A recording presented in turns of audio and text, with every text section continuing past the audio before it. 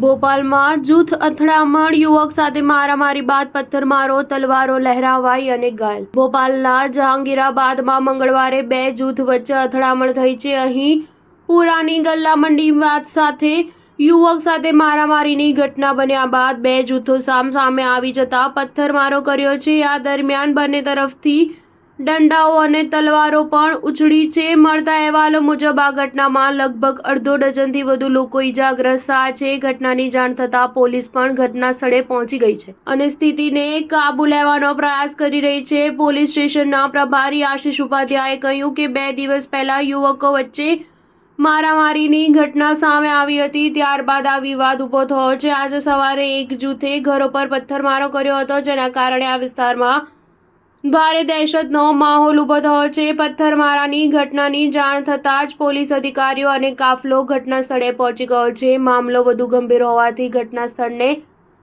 છાવણીમાં ફેરવી દેવાયું છે. ડીજીપી ઝોન 1 પ્રિયંકા શુક્લાએ કહ્યું કે 2 દિવસ પહેલા એક યુવકે ફૂલ સ્પીડે બાઇક ચલાવી હતી, જેના કારણે વિવાદ થયો હતો. આ મામલે જહાંગીરાબાદ પોલીસ સ્ટેશનમાં 5 લોકો સામે કેસ નોંધવામાં આવ્યો હતો. આ મામલે 3 આરોપીની ધરપકડ પણ કરવામાં આવી હતી, જ્યારે 2 આરોપી ફરાર હતા. આજે ફરાર 2 આરોપીને લઈને વિવાદ થયો હતો. હાલ ઘટના સ્થળે પોલીસ બંદોબસ્ત પણ હાજર થયો છે.